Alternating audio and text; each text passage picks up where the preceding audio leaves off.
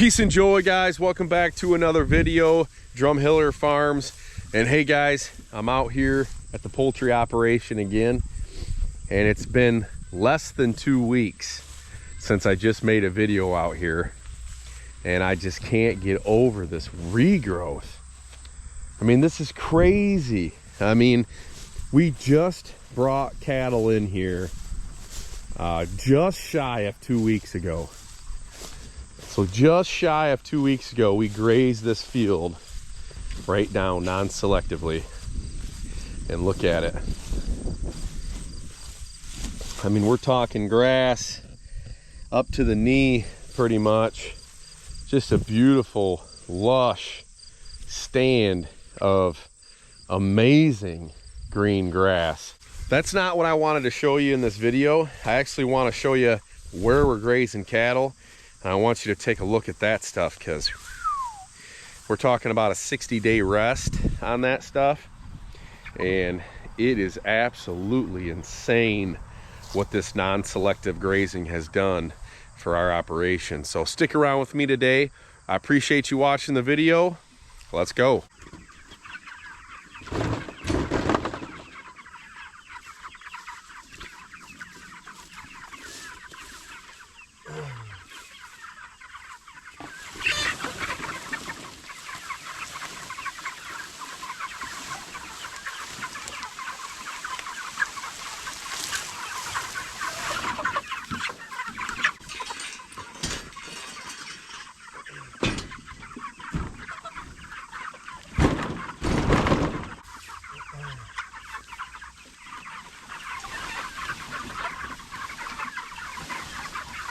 All right, guys, well, I've been inching this tractor over here a little closer every day to put our last batch of turkeys in with the bigger turkeys. So that'll be 3 batches of different sized turkeys that we're gonna have in here. It's gonna make it a little bit of a pain in the butt when we go to move them to processing, you know, picking out which are the biggest ones, but it'll be all right. It's nice to be able to run them all in one net fence. They have 2 more days on this paddock, and they'll be going to fresh pasture, and it's amazing, especially running this many turkeys. They mow down on that forage pretty quick. So we'll see how well this goes.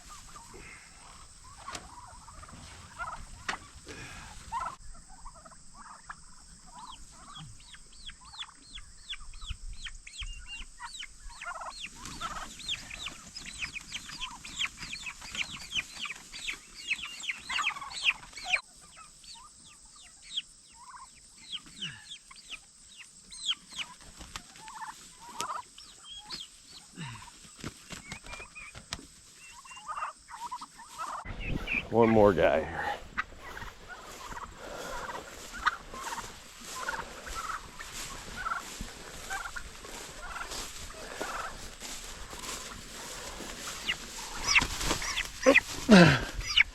Got him.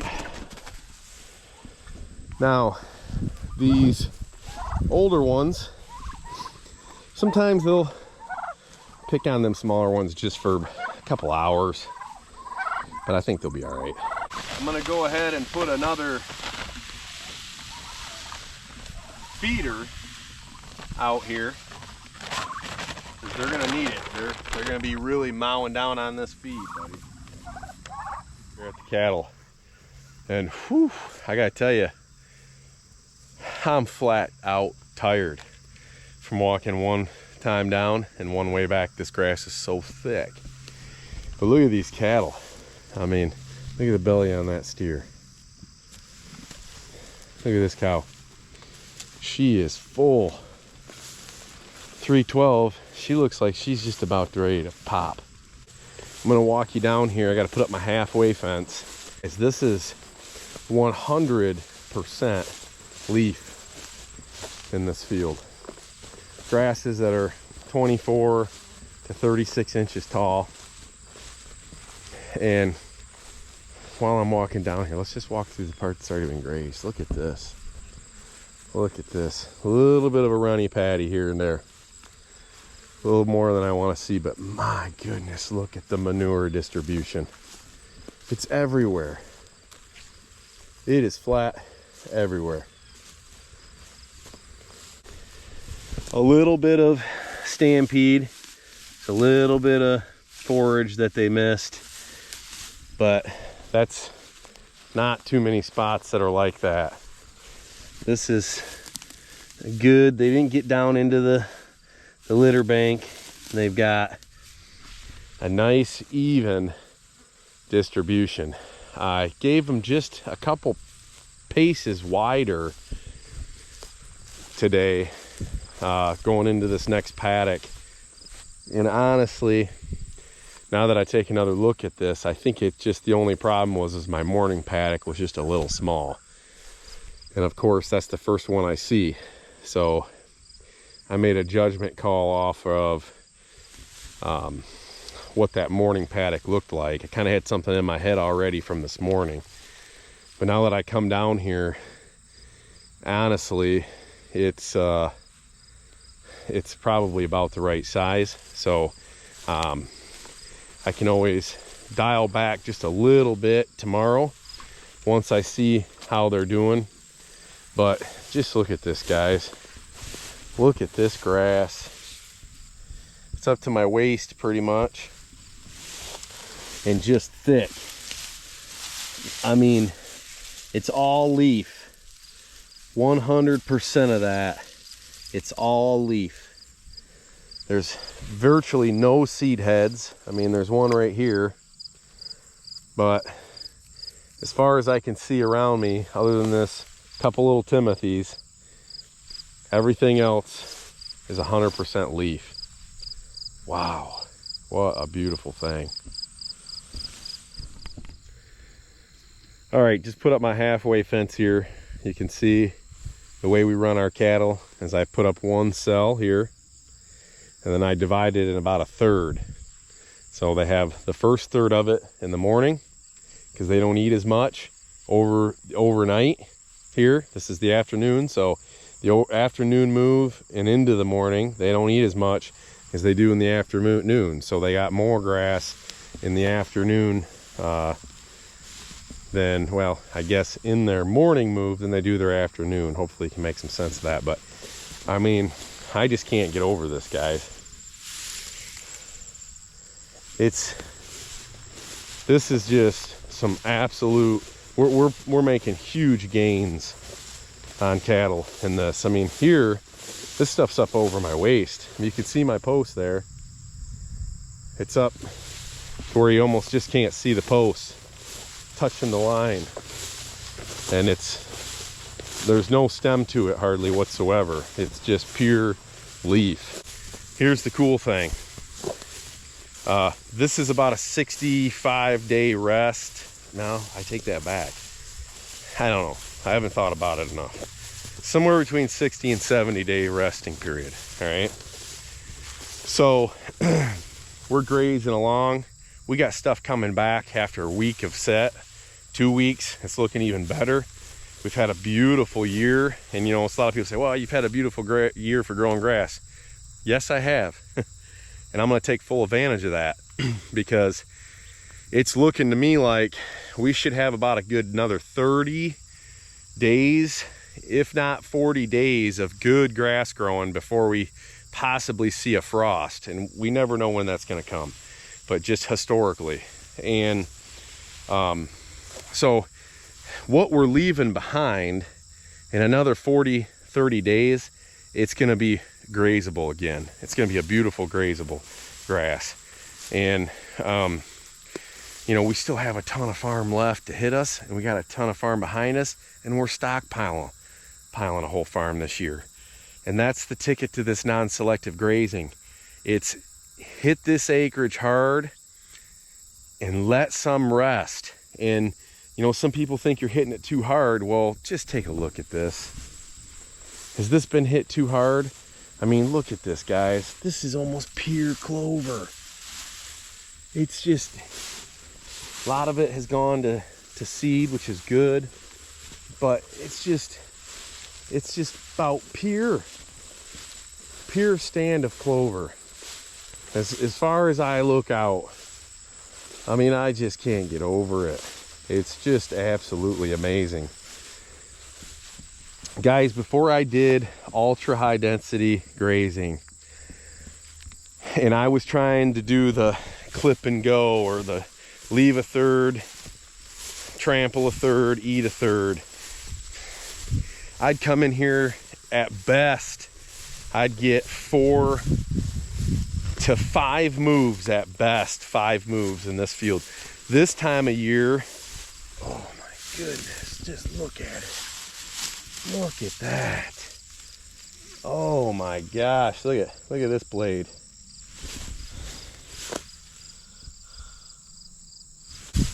Guys, it's August 22nd. It's August 22nd. Look at this forage. At best, I'd get 5 days out of this field. And because, you know, this is the month that I tried to leave as much grass as possible behind. The problem is, I never gave myself enough resting period. You know, the best I could do was 45 days. And if you're in August and you're not getting any rain at 45 days, it isn't enough time. It just isn't enough time. We are only 2 weeks into our second rotation around this farm. And when I say 45 days, that was including the farm that we're stockpiling this year. We grazed everything we could. And here we are stockpiling a whole farm, 92-day rotation on our first graze. Amazing. And there was some feed towards the end that was getting hard to put through the cattle. But it really wasn't till the last about 2 weeks of that where I was really watching the cattle, and I went into a couple fields and I gave them more of a selection. I didn't do a selective grazing, still kept them on a non-selective graze. Some nice patch. But I let them select a little more just to make sure their body was in good condition. And now we're making huge gains on this cattle, guys. I'm out of breath. This grass is so thick. Kind of what I was wanting to say was, if we've got 40 more days of growing season left ahead of us, roughly, and I've got more than that ahead of me, that means we're going to come back and we're going to be able to graze, you know, if all goes to plan, we're looking at, you know, 150, 130 days ahead of us before we even start hitting our stockpile. And, you know, not to mention, we're going to be bringing 19 heifers back here once the bulls come out. And I'm going to be harvesting at least another 10 or 12 animals out of this herd this year. So it's going to be a really, really good year for growing grass and grazing cattle.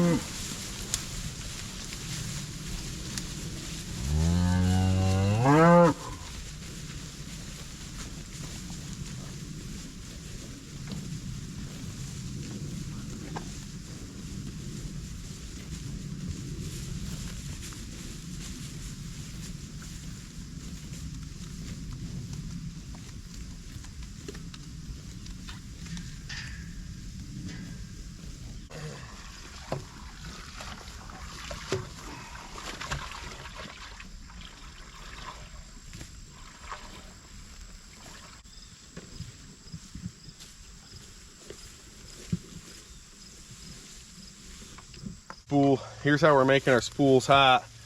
I'm gonna pull it, make sure it's good and taut.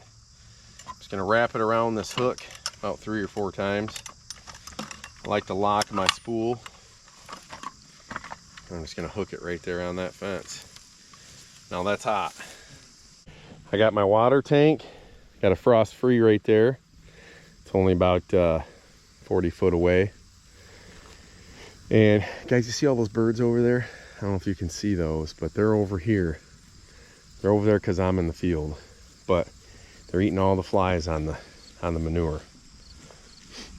But I always put the hot fence, you know, about 1/3 of the way through over the bucket, so they can not get several of them in there at once. And that's a done deal. That's a wrap for tonight. Got a day's worth of paddocks set up, and tomorrow is Friday, and so I'm gonna set up some paddocks for the weekend because I got some stuff going on, and it's nice to all weekend not have to worry about it. We have a farm hand now that works on the weekends, does the chicken chores, turkey chores, pig chores. So it's nice to have him to where I don't have to really do a whole lot, you know. I work at my city business on Saturdays anyway. I got an event, we're volunteering at the church Saturday, so when I can come home from that, I can just come out here, let them over to the other side. Generally, I don't worry about taking down fences or anything. I just try to take it easy. Next morning here, you can see they have eaten everything right down to where we want it.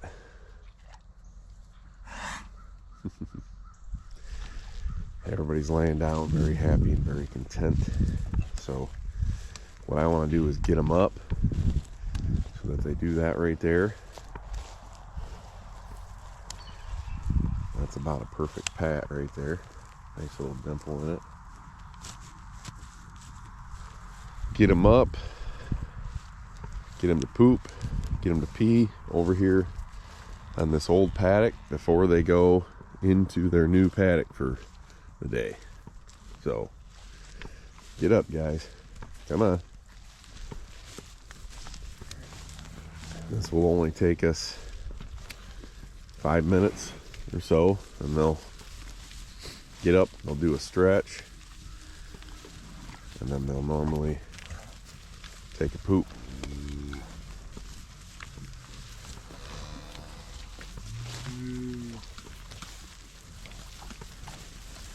So just wanted to show you what they're leaving behind here.